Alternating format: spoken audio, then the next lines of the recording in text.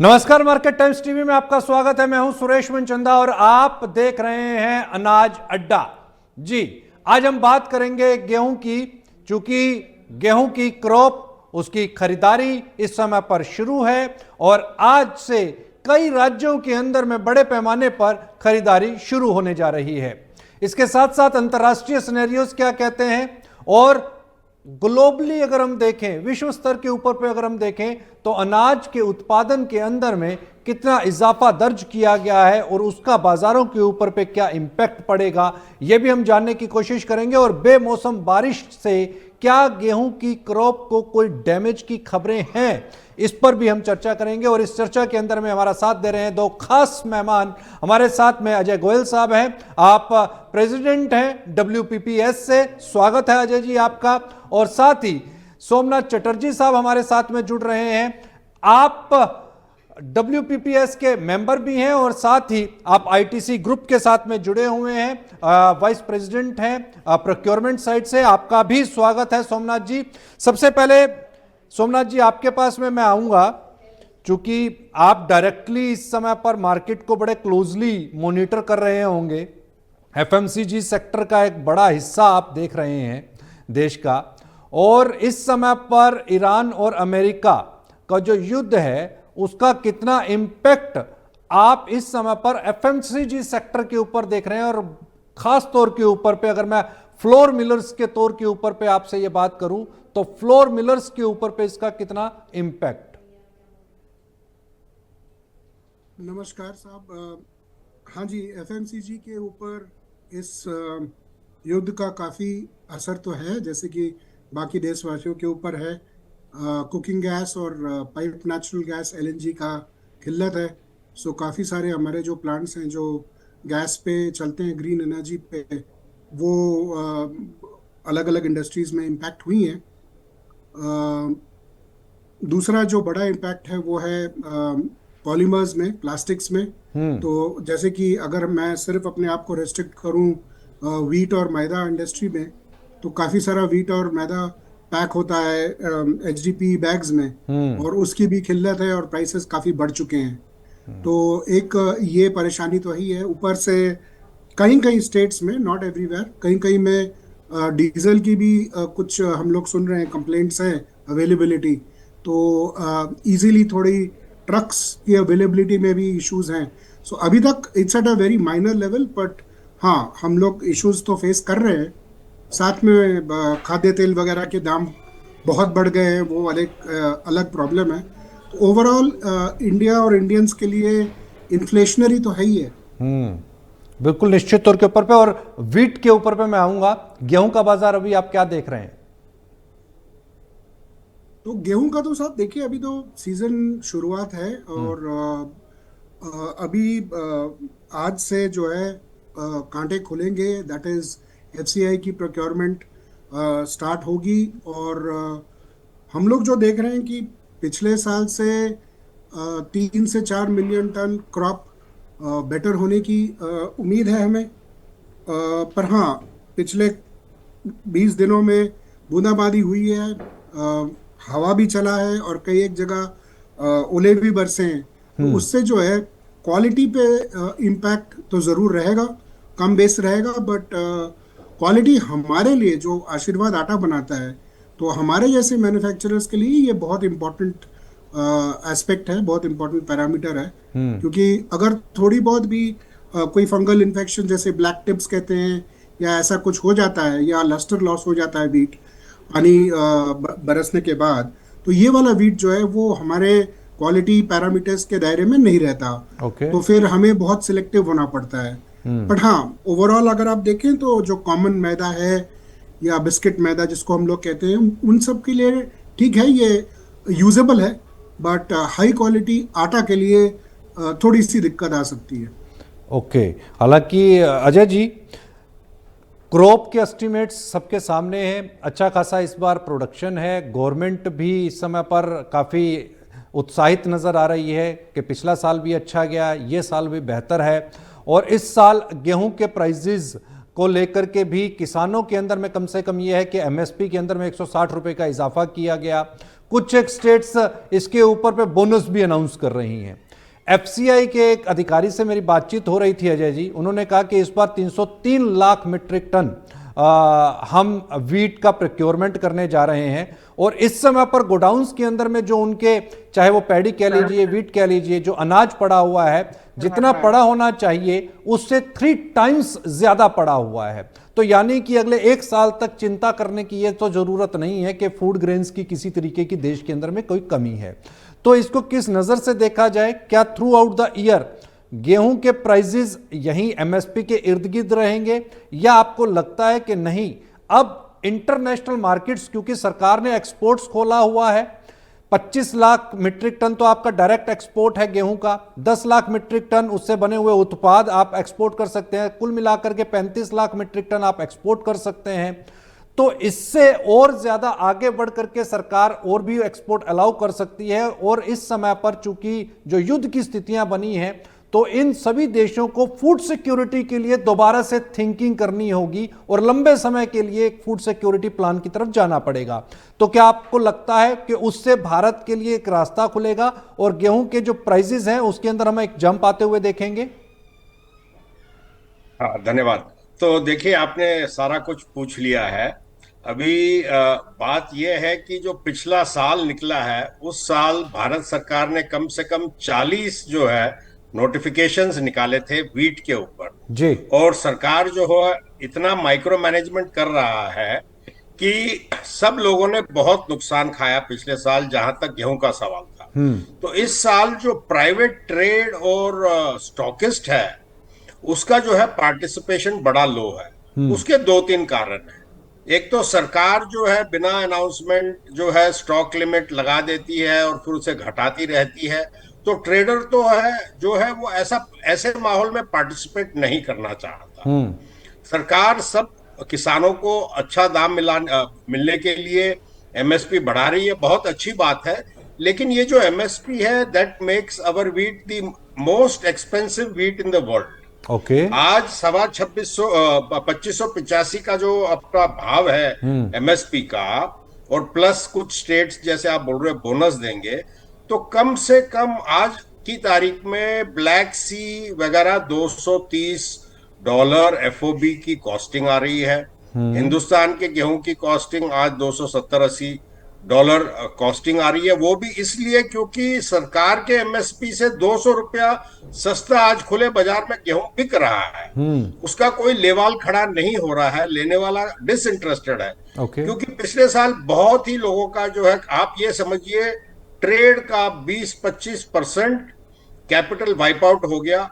और कैपिटल के अलावा ये तो रिस्क टेकर्स है, जो अनसर्टेनिटी सरकार ले आती है हर समय, जो पॉलिसी का ये है ढांचा है, उससे जो है लोग बहुत हताश हो रहे हैं। और इसकी वजह से अब सारी गेहूं, सरकार ने इस साल 30.3 मिलियन टन का प्रोक्योरमेंट टारगेट रखा है। मेरे ख्याल से सरकार को अपना टारगेट कम से कम 36 से 38 मिलियन टन रखना चाहिए, क्योंकि सब लोग सरकार को ही बेचने में इंटरेस्टेड रहेंगे। अगर सरकार सुविधा करेगी किसान के लिए, उस मंडियों के आसपास जो है प्रोक्योरमेंट सेंटर जैसे पंजाब और हरियाणा में खुले हुए हैं सरकार के, वैसे अगर एमपी, यूपी और इन इलाकों में भी अगर सरकार कोशिश करेगी, हो सकता है 36 क्या 38-40 मिलियन टन भी सरकार प्रोक्योर कर लेगी। और इस साल जो प्रोक्योरमेंट का जिम्मा है वो सरकार का है, क्योंकि प्राइवेट ट्रेड को पिछले 2-3 साल से सरकार ने बहुत हेविली डिस्करेज किया है। तो मेरे ख्याल से इंडिया से एक्सपोर्ट की अपॉर्चुनिटी, देखिए आगे के कोई इवेंट्स के बारे में मैं तो प्रेडिक्ट कर नहीं सकता, लेकिन आप देखिए क्रूड बढ़ा, कई चीजों में जो है, खाने के तेल के दाम बढ़े, लेकिन लोकल मार्केट में जो है गेहूं जो है मार्च महीने में $200 डाउन हुआ है। आप गेहूं के अलावा आप मक्का देखो, बाजरा देखो और उनकी एमएसपी देखो, उन सब भावों से जो है बाजार बहुत डिस्काउंट पे चल रहा है। तो मुझे तो लग रहा है कि ये चुनौती इस साल सरकार के लिए है कि वो किसान को मैक्सिमम सपोर्ट करे और ज्यादा से ज्यादा गेहूं उनकी खरीदने का बंदोबस्त करे। जहां तक ट्रेड का सवाल है और कीमतों का सवाल है, ये काफी डिमांड भी किल हो चुकी है, डिमांड में भी ग्रोथ नहीं है। जैसे ये तो एक टेम्पररी मसला है, 1-2 महीने का, जो वॉर की वजह से गैस की शॉर्टेज है जिसकी वजह से प्रोडक्शन डाउन हो गई है। लेकिन एक जनरल जो डिमांड थी वो भी जो है कुछ अपवर्ड ट्रेंड नहीं दिखा रही है व्हीट प्रोडक्ट्स में। तो मुझे नहीं लगता कि कोई बहुत इवेंटफुल साल एज फार एज मार्केट्स रहेगा, बल्कि ये सेल ऑन राइज वाला मार्केट बनता जाएगा एज वी गो फॉरवर्ड। क्योंकि जो है सीजन में ही दाम जो है, आज आप समझ लीजिए लूज गेहूं मंडियों में 2200 2250 रुपए में जो है रुल रहा है। अब तक सरकार आई नहीं थी, अब सरकार आ जाएगी कुछ दिनों में और धीरे धीरे वो जाल फैला लेगी, तो जरूर जो है मंडियों में कुछ सुधार आने की उम्मीद है। बिल्कुल, यवतमाल की अगर मैं बात करूं, आप बिल्कुल आपने सही एड्रेस किया है। सोमनाथ जी, अगर मैं यवतमाल का यहाँ पर एग्जांपल देता हूं तो यवतमाल के अंदर में जो किसानों की जो शिकायतें हमारे पास तक पहुंची, उनका ये कहना है कि 385 रुपये नीचे तक में उन्होंने भाव पर माल बेचा है। यहाँ तक कि उनका जो माल बिका है 2100 से 2200 रुपये के बीच में बिका है, जबकि एमएसपी जो है वो 2585 रुपये का है। तो ये यवतमाल के किसानों का दुख था। इसी तरीके की घटनाएं जो है अलग अलग स्टेट्स के अंदर भी हमें देखने को मिली हैं। हालांकि मैक्सिमम जो प्रोक्योरमेंट हम देखते हैं सरकार की तरफ से, वो हरियाणा और पंजाब की तरफ से ही देखने को मिलती हैं। बाकी ओवरऑल औने पौने दाम के ऊपर ही प्राइवेट ट्रेडर्स के पास ही जाता है माल। अभी जो मेरे पास में एक डाटा है वो मैं आपके साथ शेयर करना चाहूँगा। इस समय पर अगर मैं इंटरनेशनली ग्लोबली अगर सिनेरियोज को देखता हूँ सोमनाथ जी, तो हम ये देख रहे हैं कि करीब करीब एक्सपोर्ट्स जो हैं वो 20 लाख मीट्रिक टन के आसपास का एक्सपोर्ट पिछले साल के मुकाबले यहां बढ़ता हुआ दिखाई दे रहा है। 2222 लाख मीट्रिक टन के एक्सपोर्ट के फिगर्स अलग अलग कंट्रीज के आ रहे हैं। यहां पर अगर मैं उज्बेकिस्तान की बात करूं तो उसका और यूक्रेन का भी प्रोडक्शन इस बार अच्छा खासा ठीक ठाक निकल करके आया है, उसके अंदर में हमने बढ़त देखी है। दूसरी यहां पर चीज ये निकल करके आती है कि अगर ट्रेड स्पेसिफिकली अगर मैं यहां पर बात करता हूं तो ट्रेड के अंदर में भी हम यहां पर गेहूं के अंदर में 70 लाख मीट्रिक टन के आसपास की एक्स्ट्रा कंजम्पशन यहां पर देख रहे हैं। स्टॉक हालांकि 5 साल के हाईएस्ट लेवल के ऊपर ही बने हुए हैं, बरकरार हैं। तो इस पूरे अगर चक्कर को देखें तो स्टॉक पाइपलाइंस फिल हैं गेहूं की, वीट की, और इस बार प्रोडक्शन भी अच्छा है। लेकिन इस बार एक खतरा जो मंडरा रहा है वो है अल नीनो का खतरा। तो अल नीनो के अगर खतरे को देखते हैं तो इस पूरे प्रोस्पेक्ट को आप किस नजर से देखेंगे? क्या इस साल ठीक है प्रेशर के अंदर रह सकता है गेहूं, लेकिन अगले साल गेहूं की कीमतों के अंदर में इजाफा आएगा? क्योंकि अगर मॉनसून कमजोर रहा तो आने वाली जो रबी की क्रॉप होगी खरीफ के बाद में, तो वो कमजोर हो सकती है, प्रोडक्शन के ऊपर नेगेटिव इफेक्ट डाल सकती है। एकदम ठीक कहा आपने। इनफैक्ट मैं अजय जी से भी पूरी तरह सहमत हूँ। हाँ, कि इसको दो भागों में डिवाइड करते हैं कि अभी मार्केट क्या होने वाला है, क्या हो सकता है। हाँ, तो करंटली तो ऐसा है कि अजय जी ने जैसे कहा कि इस बार पूरा भार जो है सरकार को उठाना पड़ेगा, और बेशक उन्हें 30 मिलियन टन से may be 36 million ton 37 million ton तक जाना पड़ेगा, क्योंकि इस बार उन्हें फार्मर को सपोर्ट करना है। नहीं तो ये वीट निकलेगा नहीं और मार्केट काफी नीचे रूल करेगा। जहां तक इंटरनेशनल मार्केट और एक्सपोर्ट्स की बात है, वो तो अजय जी ने जैसे कहा कोई पैरिटी है नहीं इंडियन प्राइसेस के साथ। तो ये हो सकता है कि सरकार गवर्नमेंट टू गवर्नमेंट कुछ अगर काम करे, किसी देश को एक्सपोर्ट करे, तो वो एक अपने कॉफर से वो एक एक्सपोर्ट बन सकता है। बट अदरवाइज छुटपुट थोड़ा बहुत वीट प्रोडक्ट्स की एक्सपोर्ट हो सकती है, बट वीट पर से अभी तक काफ़ी अनकम्पिटिटिव लग रहा है। हैविंग सेड दैट, मेरा ये पर्सनली मानना है कि आज भी आईएमडी का जो रिपोर्ट निकला है कि अगस्त के बिगिनिंग तक एल नीनो की पूरी संभावना है। और हम थोड़ा बहुत ग्राउंड लेवल से ये भी पिकअप कर रहे हैं कि फर्टिलाइजर की भी शॉर्टेज थोड़ी बहुत हो सकती है। ऑलरेडी फर्टिलाइजर प्रीमियम में बिक रहा है। तो मेरा ये मानना है कि जो वीट जैसे रबी क्रॉप है, अगले साल ये बहुत सारे चैलेंजेस देखेगा। फार्मर जो वीट बोएगा ना अगले साल के लिए, तो वो उसके दिमाग में रहेगा कि मैं वीट बोऊं या चना या मस्टर्ड, सरसों, जो कि मुझे काफी अच्छे रेट्स मिल रहे हैं। मेरे पास फर्टिलाइजर की किल्लत है, ग्राउंड वाटर लेवल्स और रिजर्वायर लेवल्स, अगर एलनीनो आ गया और अगस्त और सितंबर में डेफिशिएंट मानसून हुआ तो एक और वो प्रॉब्लम खड़ी हो जाएगी। तो मेरे हिसाब से आज के डेट में भारत सरकार के हाथ में, हमारे इंडियंस के हाथ में बहुत कुछ गुड न्यूज़ है नहीं, पर द ओनली गुड न्यूज़ जो हमारे पास आज है इज द अबंडेंट अवेलेबिलिटी, भरपूर गेहूं है, और इसी को हमें लीवरेज करना चाहिए। हमें अपनी सरकार को स्टॉक पाइल बना लेनी चाहिए, राइस का और व्हीट का। एटलीस्ट ये दो चीजें अगर हमारे पास पर्याप्त मात्रा में रहेगी एज अ कंट्री, फिर ठीक है। बाकी तो चुनौतियां देखिए आती रहेंगी, हमें नहीं मालूम कल क्या चुनौती आती है, कौन सी चीज में इन्फ्लेशन होता है। पर ये दो चीज अगर हैं तो हम लोग जो है अपने बॉटम ऑफ द पिरामिड, अपने सिटीजन्स को सरकार की तरफ से एक तो ये राहत दे ही सकते हैं, जैसे कि हमने कोविड काल में दिया था। तो मेरे हिसाब से बहुत इंपॉर्टेंट है कि सरकार स्टेप इन करे और अपनी प्रोक्योरमेंट ज़्यादा से ज़्यादा मेथोडिकली बढ़ाए।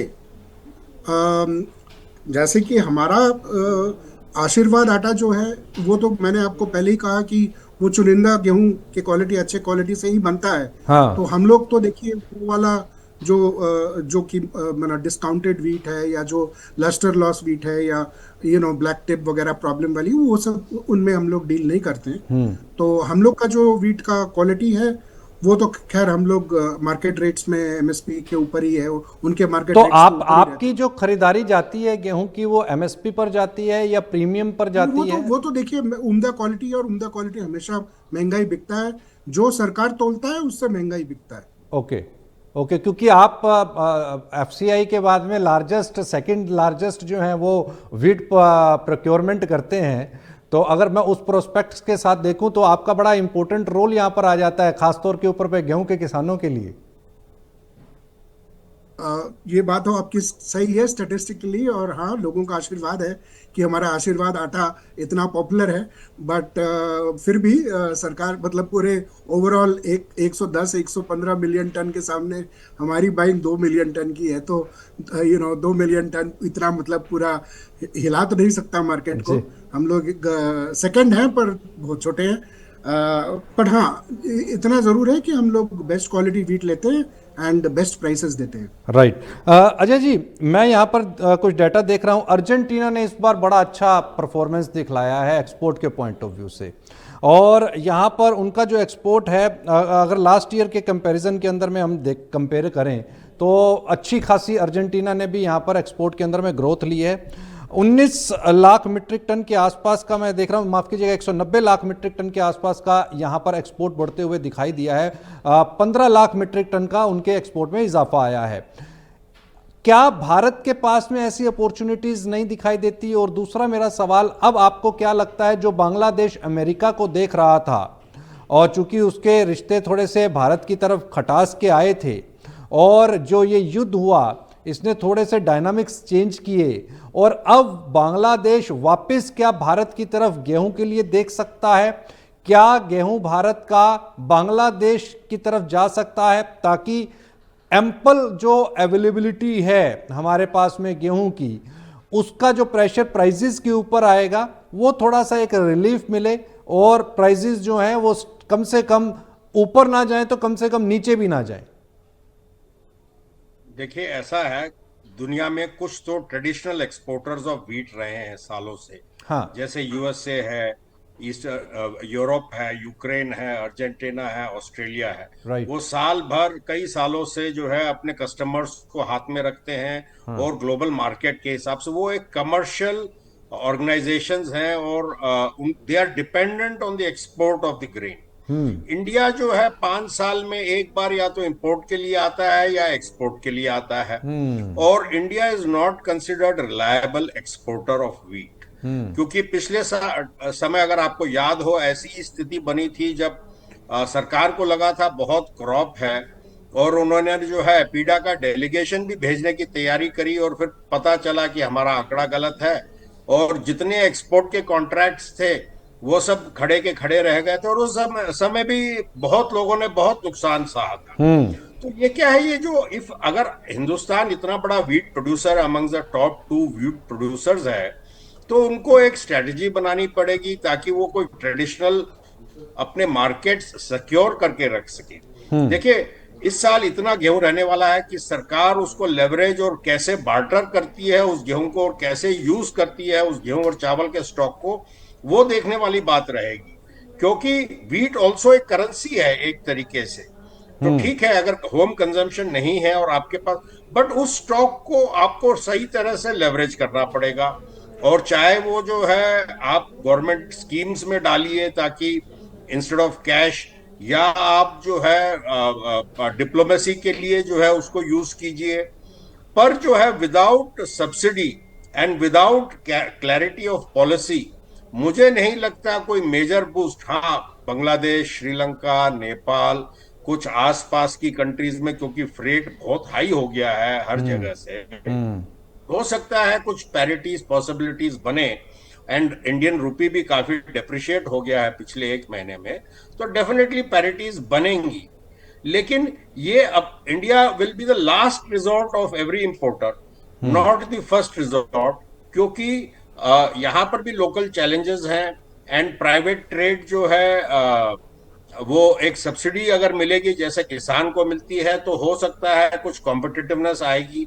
यहाँ पर भी वीट का जो ग्रेडिंग सिस्टम है इंडिया का, आप कहीं पर भी वर्ल्ड में खरीदेंगे आपको प्रोटीन बेसिस पे वीट मिलेगी उसका जो है, पर हिंदुस्तान में प्रोटीन बेसिस पे कोई चलन नहीं है। तो इंडियन वीट थोड़ा बहुत $5-7 डिस्काउंट में ही एंड ऑफ द डे जाएगा।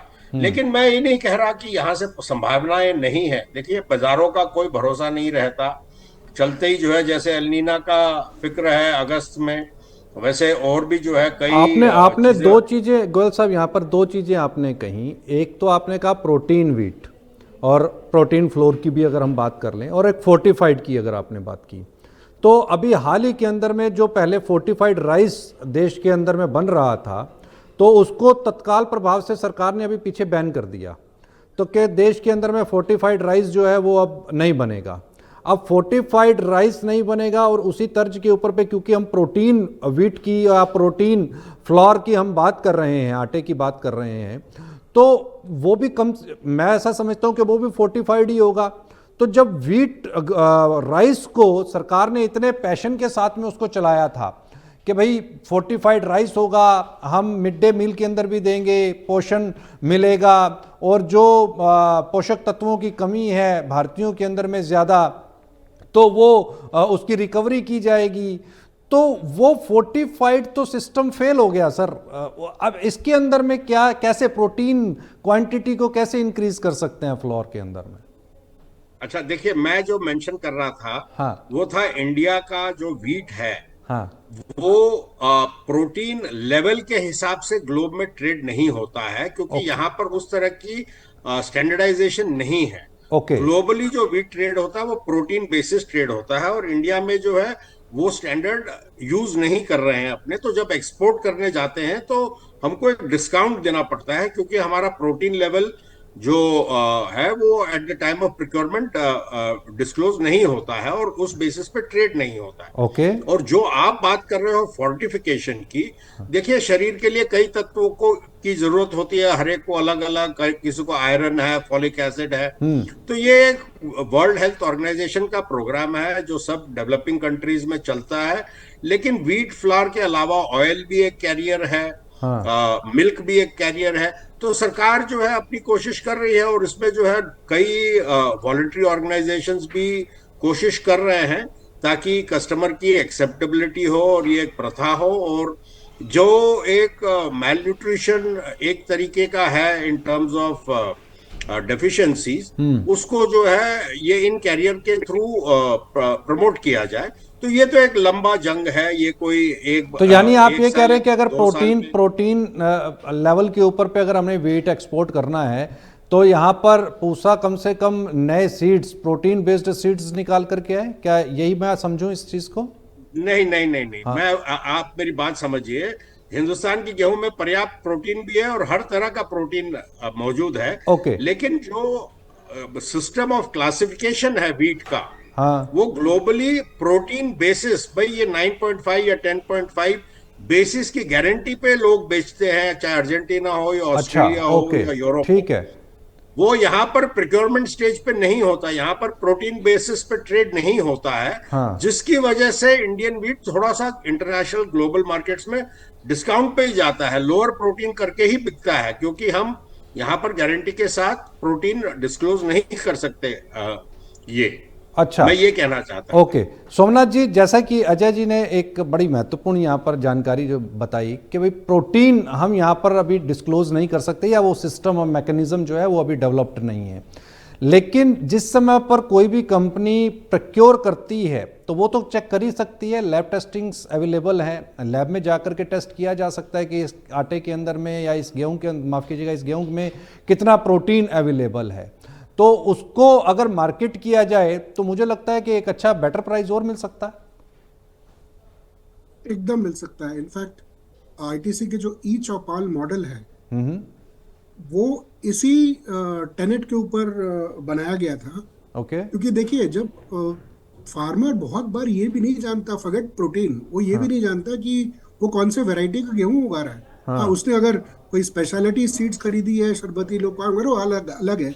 बट हाँ, अदरवाइज तो और एक बार ये गेहूं मंडी में आ जाता है तो वो तो फिर सब मिल मिल जाता है, और पूरा का पूरा मिल क्वालिटी या दरा हम लोग बोलते हैं, तो उसमें से डिस्टिंग्विश करना बहुत मुश्किल हो जाता है। तो ई चौपाल आईटीसी ने इसीलिए स्टार्ट किया था कि ताकि जब फार्मर अपनी ट्रॉली लेके आए, अपना गेहूं लेके आए, तो एक एक गाड़ी की हम लोग तफ्तीश करते हैं, हम लोग टेस्टिंग करते हैं, हम्म, और इंक्लूडिंग प्रोटीन, हर एक पैरामीटर जो है वो हम लोग सैम्पलिंग बेसिस पे उसको टेस्ट करते हैं। क्योंकि राइट, हमारा जो आशीर्वाद आटा है वो एक मेरे चुनिंदा गेहूं का ब्लेंड है, तो हम्म, उसमें कुछ एक पैरामीटर्स, उसमें प्रोटीन भी बहुत आवश्यक है, तो हम्म, वो भी हम लोग जो है टेस्ट करके ही लेते हैं। तो आपका ये क्वेश्चन वैलिड है, एकदम पॉसिबल है।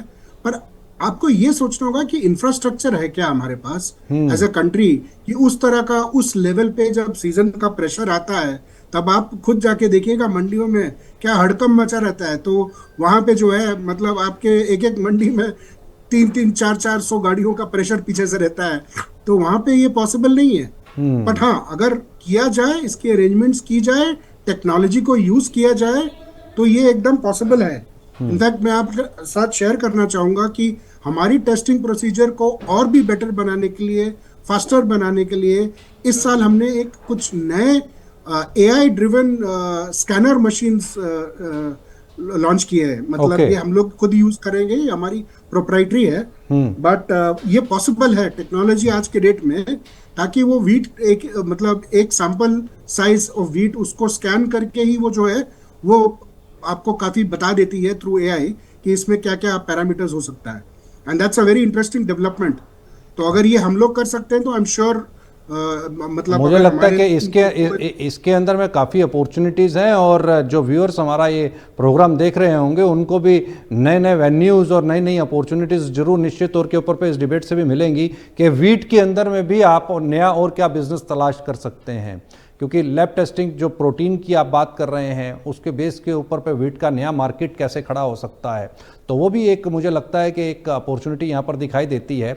मेरा आप दोनों से एक लास्ट अंतिम सवाल है, इस समय पर जो ट्रेडर्स वीट प्रोक्योर करना चाहते हैं उनके लिए आपकी क्या सलाह रहेगी? सोमनाथ जी, पहले आप। देखिए, मुझे नहीं लगता कि इस साल वीट आपको बहुत कॉस्ट ऑफ कैरी दे देगा। हम्म, इनफैक्ट लॉस की संभावना ज्यादा है। ओके, तो जैसे अजय जी ने पहले कहा कि मुझे नहीं लगता कि कोई एज अ ट्रेड और या as a speculation wheat will be used as a commodity. हाँ, जिसे जेन्युइन रिक्वायरमेंट है अपने प्रोडक्ट्स के लिए, जैसे हमको है, वो तो जरूर ही लेंगे, उनका बिजनेस मॉडल ही है। तो राइट, हम लोग तो जरूर लेंगे, हम लोग रहेंगे मार्केट में, और अच्छी क्वालिटी की गेहूं का अच्छा प्राइस भी देंगे। लेकिन बाकी स्टॉकिस्ट को ट्रेडिंग थोड़ा के सा लिए मुझे संभलना नहीं होगा। लगता कि ये आज ये कमोडिटी इस साल फेवरेबल रहेगी। ओके, अजय जी, आपके क्या व्यूज हैं इस पर?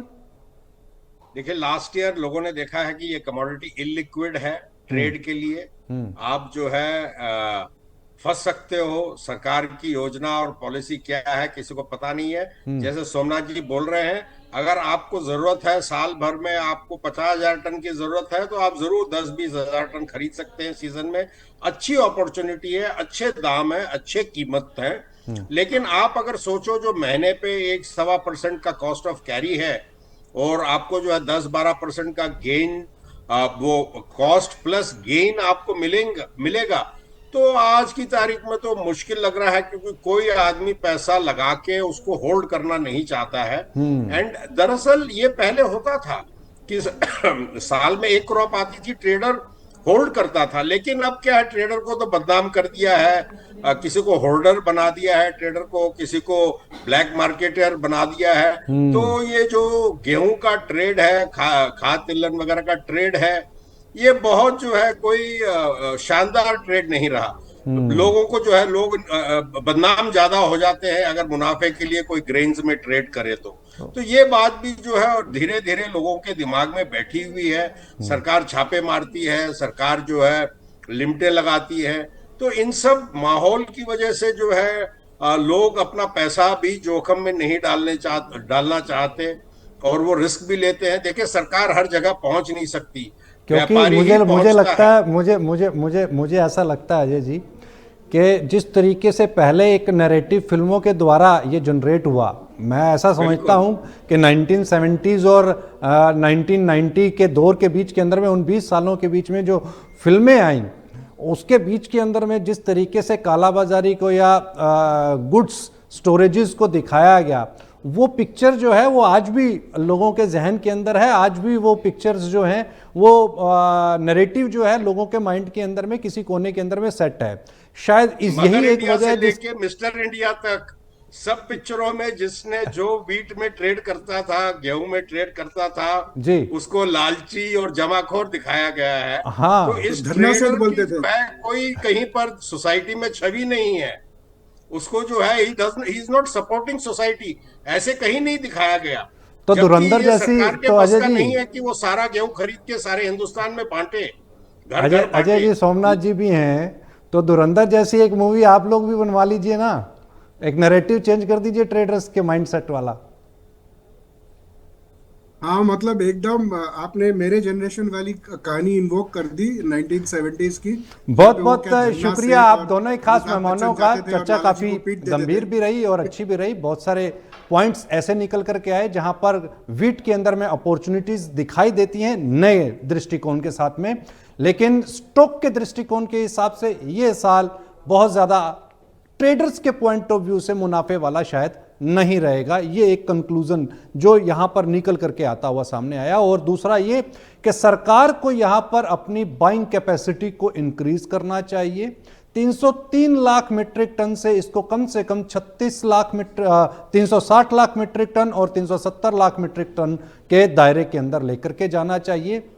उससे थोड़ा सा किसानों को भी रिलीफ मिलेगा, क्योंकि बहुत सारे ऐसे किसान होंगे जिनका गेहूं जो है वो एमएसपी के कहीं ना कहीं नीचे इस समय पर बिकना शुरू भी हो गया होगा और बेचा भी गया होगा। बहरहाल, अनाज अड्डा के अंदर में इतना ही। कहीं मत जाएं, देखते रहें मार्केट टाइम्स टीवी, क्योंकि इसी तरह की जानकारियों का सिलसिला बदस्तूर जारी है।